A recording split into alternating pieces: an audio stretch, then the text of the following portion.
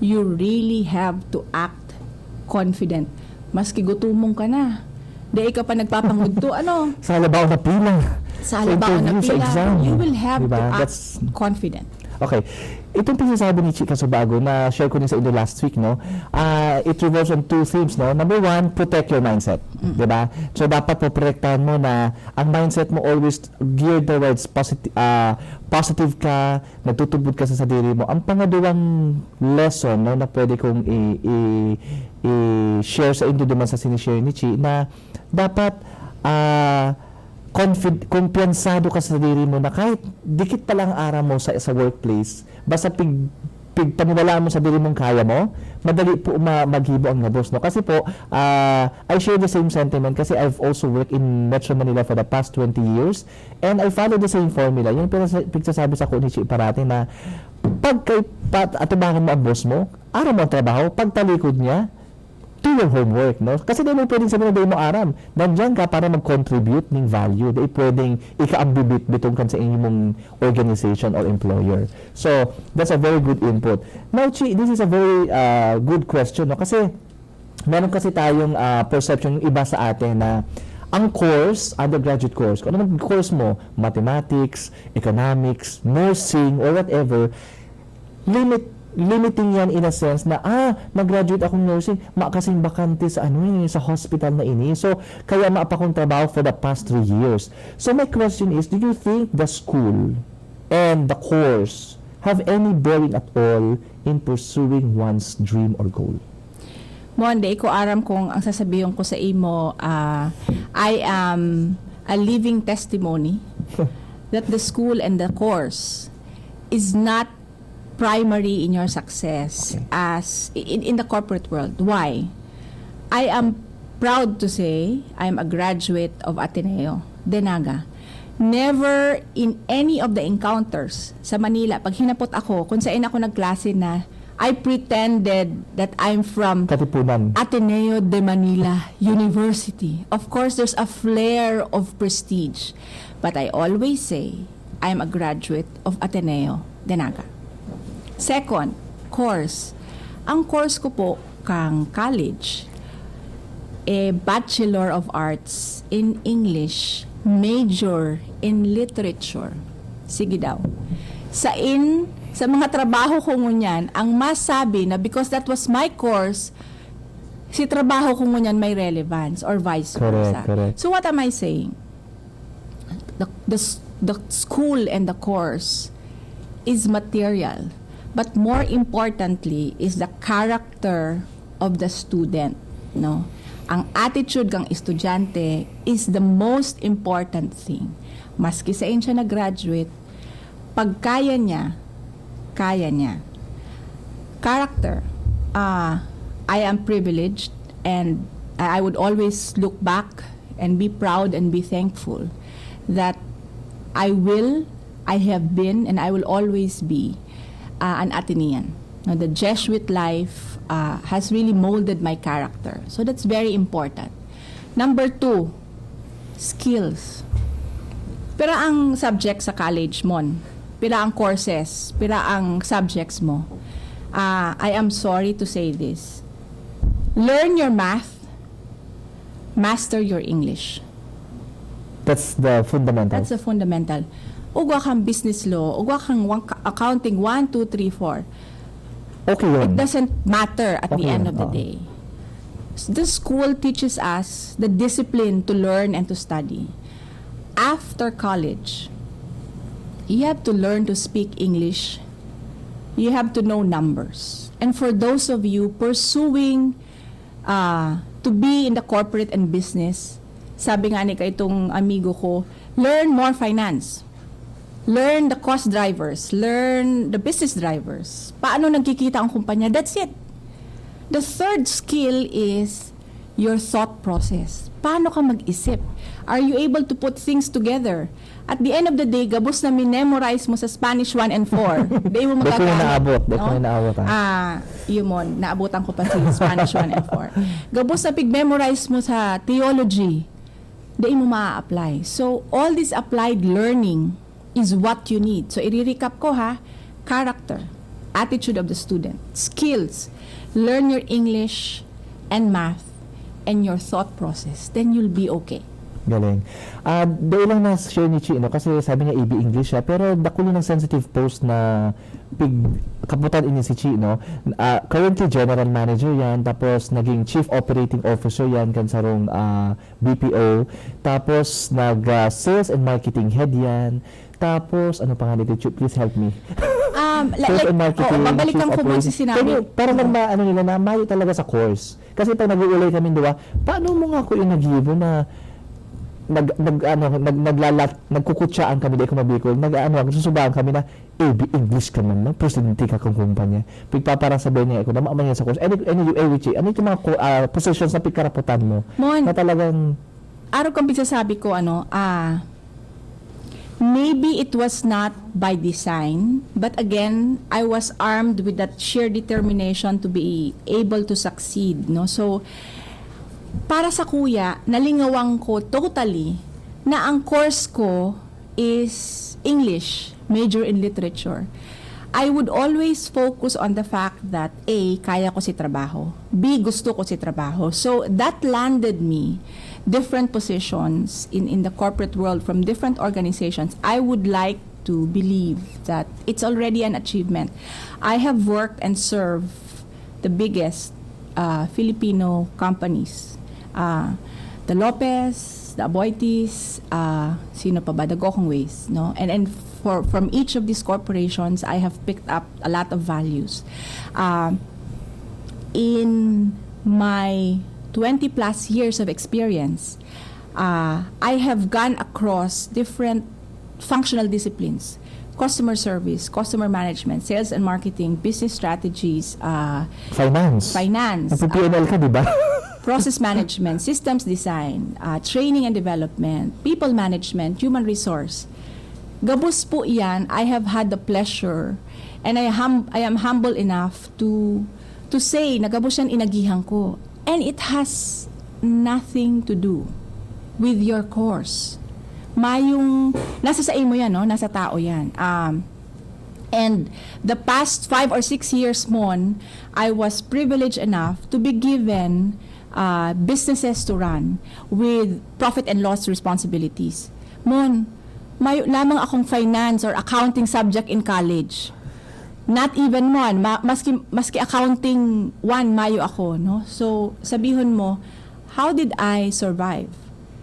Iti ang gusto kong sabihon. Learning and education does not stop after graduation. So, and surround yourself with good people. So, amiga ko si mga finance managers.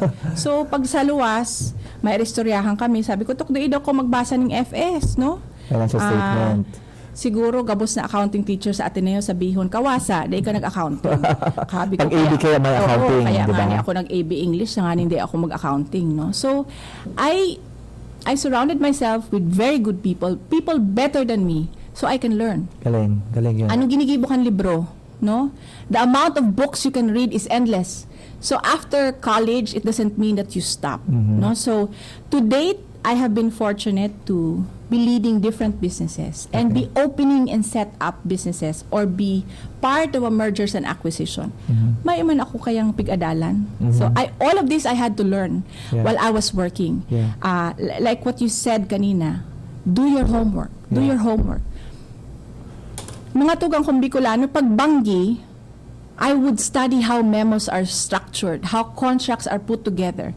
Mayo man akong business law in college. Agree. No? But I consult friends who are lawyers and I study them. So, and so this all came together as I was going to one company to the other. Yeah.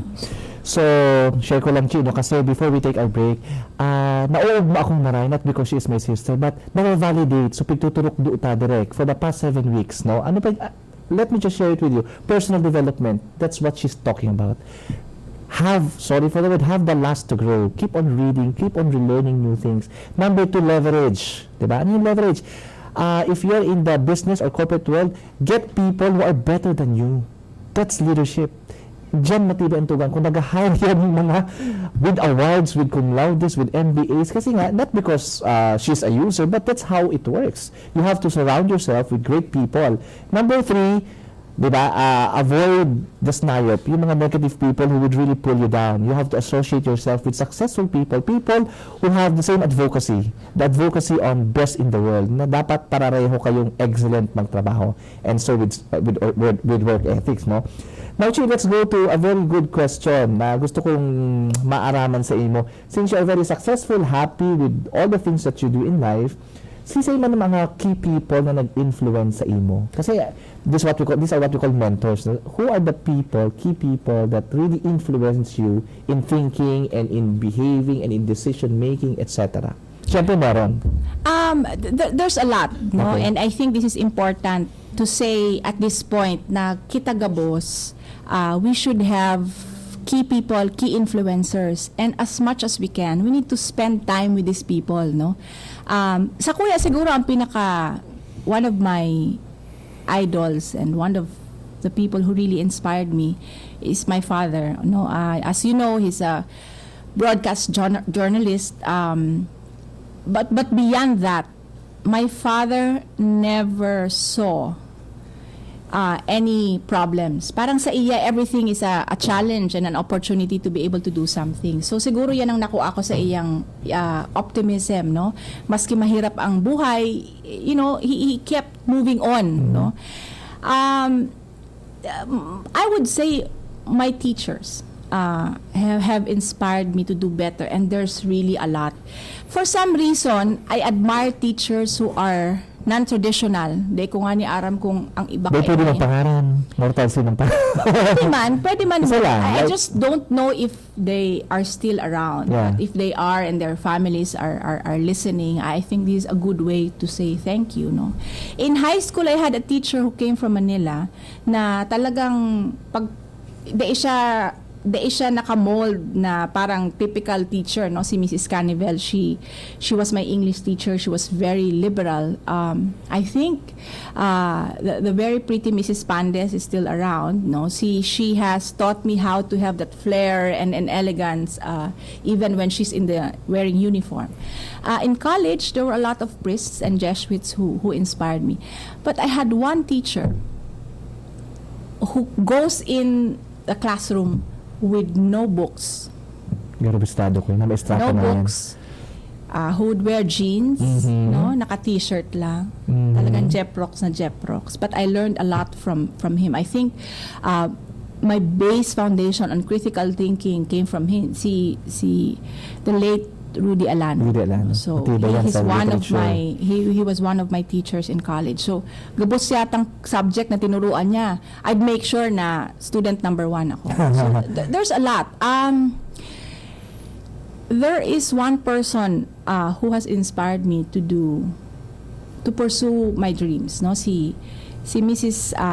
Science, who inspired us in college to pursue the music and the arts, no? To this date, I look up to her. I don't think I would have had the courage to do what I'm doing now if not for her. And after while working, there's so many people who's influenced my way of thinking, and I don't think I would have I can think of a better leader than the group CEO of Aboitiz Transport, no? Si Mr. Endica Aboitiz. With him, I have learned that I can read books, 3 different books at the same time. See? He would just bombard us with books, different topics, and it's not just sending books, but when he sees you, he'd find a way to talk to you about the books that he sent you personally. So parang mayo kang choice kundi magbasa. But because of him, I really learned and rekindled the passion to read books. The compulsory number of books in a year when we were working with him was about 14 books a year. So approximately 1 book. 1 book a month.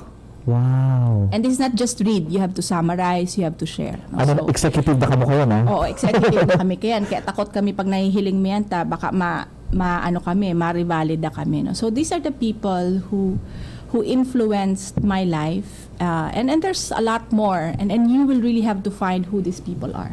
Grabe po, garabo ko na mag-cut kang commercial pa. Magayon na marang pigi-irustra. Ako mismo dako nanonood sa sakuyang bisita sa kuntugang.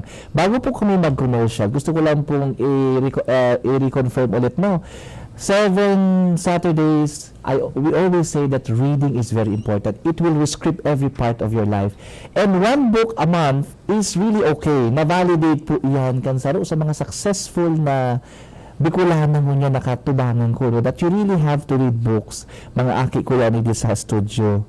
You really have to read books. Kahit po nasa ingkang lugar, you have to read books because as what Oprah said, book is a passport to a good life. Okay? A book is a good passport to a good life. So, magayon na pag-iirusturyan niyo po. Sa pagbabalik niyo po, we will continue with our stories with our guest, kay Miss Chi. And isi-share niyo po sa Indo ang last part kan sa mga programa. Dahil po kayo maghali, mabalik po kami. Maraming salamat po. Gumising na, araw ng pag-asa'y narito na. Darating din ang umaga. Basta tayo'y magkasama, laging merong umaga. May ganda, pagsikat ang araw, may dalang liwanag sa ating pangarap.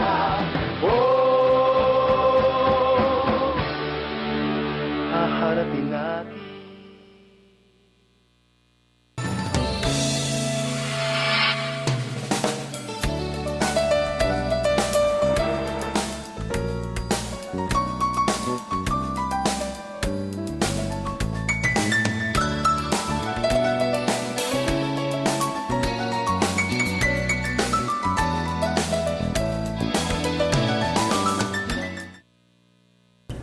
Nagbabalik po kita sa Growing Day with Mon. At napag-uurulayan ta about